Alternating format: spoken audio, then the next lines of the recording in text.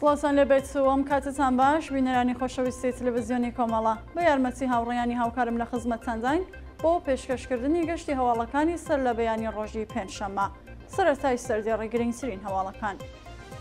کۆبوونەوەی کرێکارانی شاغڵ لە مەعدەنی زێڕی قوڵقوڵە لە سەقز، درێژەی گوشاری ناوەندەمنیەکانی سەقز بۆ سەر بنەماڵەی ژینامینی، دەست بەسەرکردنی هاوڵاتیەک لە شاری کامیاران، بانکشتی بەهار زەنگی بەند بۆ دادسەرای سنا، درێژەی ناڕوونی چارەنووسی هەش بەندکراوی خەڵکی بۆکان، گەنەدەستانی 7 کەس لە هێرشی تورکیا بۆ سەر باکووری هەرێمی کوردستان، کوژران و برینزاربوونی 20 کەس لە پێکدادانی نێوان لاوانی قەشقایی و هێزەکانی ڕژیم، کۆبوونەوەی قوتابیان و بنەماڵەکانیان لە مەدرسەی فەرزانەکانی تاران و سەپاندنی سزای زیندان و شەلاق و جەزای ماڵی بەسەر 17 کرێکاری سەنعەتی فولاد.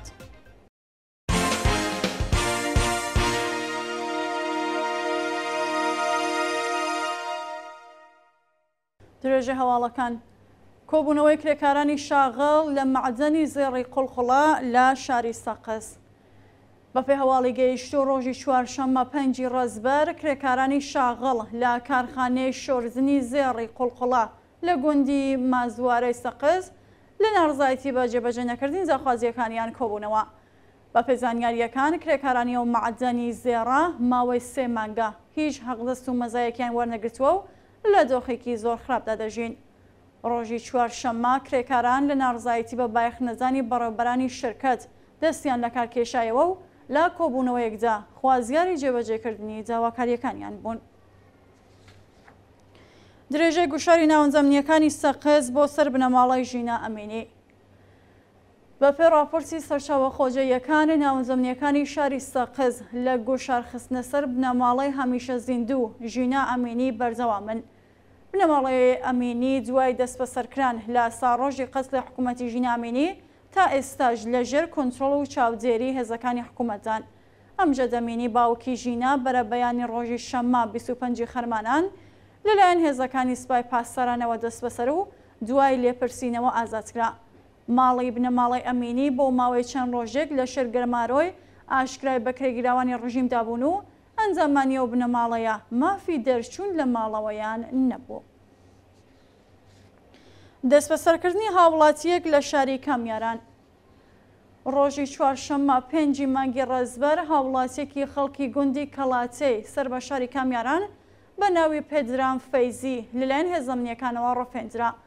بە پێی راپۆرتی ناوەندەکانی مافی مرۆڤ پێدرام فەیزی بەبێ بەڵگەی قەزایی لەلایەن ئیسلاحاتی سوپای پاسدارانەوە دەست بەسەر و بۆ شوێنێکی نادیار گوازراوەتەوە. شایانی باسەکە هیچ زانیاریەک سەبارەت بە هۆکاری بەندکران و شوێنی ڕاگیرانی ئەو هاوڵاتیە لەبەردەستانیە. بانکشتی بەهار زەنگی بەند بۆ دادسەرای سنا. ڕۆژی چوارشەممە 5 ڕەزبەر بەهار زەنگی بەند چالاکی مافی ژنانی خەڵکی سنا لەلایەن لەقی دوی دادسەرای گشتی و انقلابی ئەو شارە بانکشکرا. بە پێی راپۆرسەکان بەهار زەنگی بەند بە تۆمەتی تەبلیغ دژی نیزام بانکشتی دادسەرای گشتی و انقلابی سنەکراوە.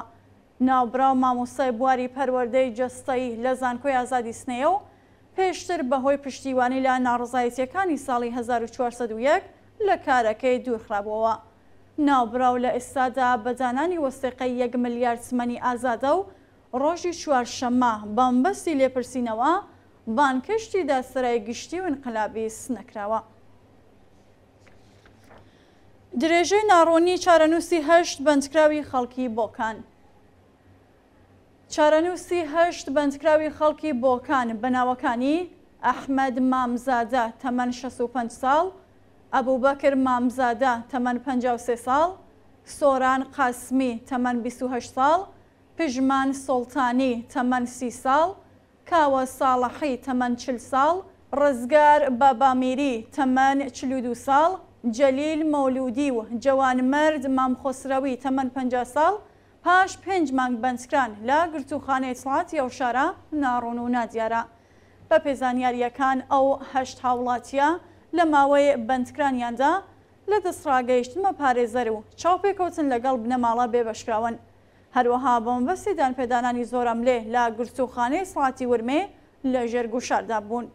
ئەحمەد مامزادە نەخۆشی شەکرە و زەختی خوێنی هەیە و پاش لێپرسینەوە لا گرتوخانەی سڵاتی ورمێ بۆ گرتوخانەی ئەو ناوەندە ئەمنیەتیە لە شاری بۆکان گوازراوەتەوە. شایانی باسەکە ڕۆژی 26 خاکەلێوەی 1402 ئەحمەد مامزادە، ئەبوبەکر مامزادە، سۆران قاسمی، پژمان سڵتانی و کاوە ساڵحی لە هێرشی هێزەمنیەکان بۆ سەر ماڵەکانیان دەست بەسەرکرابوون. هەروەها ڕزگار بابامیری و جەلیل مۆلودی ڕۆژی 27 خاکەلێوە بەبێ بەڵگەی قەزایی لەلایەن هێزەکانی ڕژیمەوە دەست بەسەر و ڕاگوێزی گرتوخانەکران. گیانەدەستانی 7 کەس لە هێرشی تورکیا بۆ سەر باکووری هەرێمی کوردستان. ڕۆژی چوارشەممە 5 ڕەزبەر فڕۆکەکانی ئەرتەشی تورکیا با فڕۆکەی بفڕۆکەوان ناوچەکانی ئامێدی و قەندیلیان لە باکووری هەرێمی کوردستان بردومان کرد و بەهۆیەوە 6 گریلای پەکەکە و هاوڵاتیەکی مەدەنی گیانیان لەدەستا.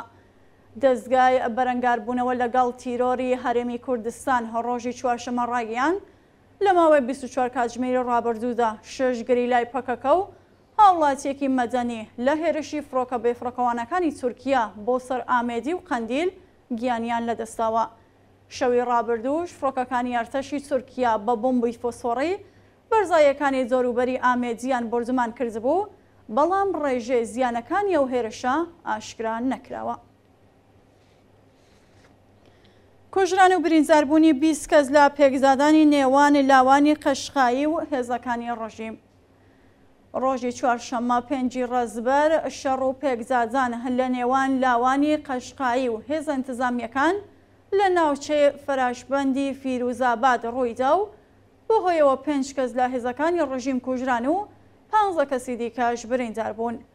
ئەو شەڕ و پێکزادانە کە هۆکارەکە هێشتا ڕوون نەکراوە لە ناوچەکانی فەراشبەند، قیر و هێنگام لە شارستانی فیروزابادی فارس ڕوویداوە و وێڕای کوژرانی 3 هێزی ئینتیزامی، 30 خۆڕێکی ئەفغانستانی و کارمەندێکی شرکەتی ئاو کوژراون.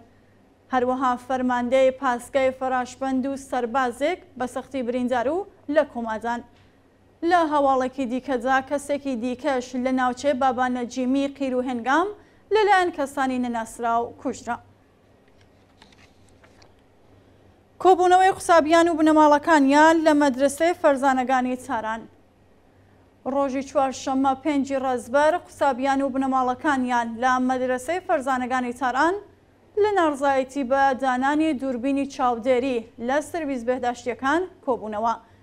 چەند ڕۆژ لەوە پێش هەواڵێک سەبارەت بە دانانی دووربینی چاودێری لە سرویس بەهداشتیەکانی قوتابخانەکانی ئێران بڵاو کراوەیەوە، دەنگدانەوەی زۆری بە دوای خۆی دەهێنا.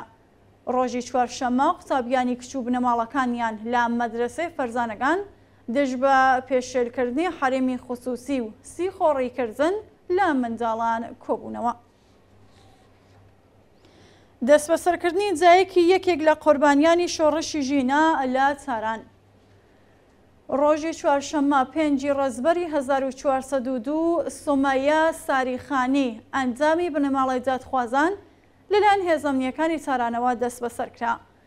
بە پێڕاپۆرتەکان سومەیە ساریخانی دایکی عەرفان ساریخانی گیان بەختکردووی ڕێگەی ئازادی لە ماڵەکەی خۆیدا دەست بەسەرکراوە و بۆ شوێنێکی نادیار گوازراوەتەوە. عەرفان ساریخانی تەمان 22 ساڵ و دانیشتووی تاران 26 ڕەزبەری ساڵی 1401 لەلایەن هێزەمنیەکانەوە ڕەفێنرا و ڕۆژی 29 هەمان مانگ بە دوای ئەشکەنجەدان تەرمەکەی لە نزیک جاجڕود دۆزرایەوە.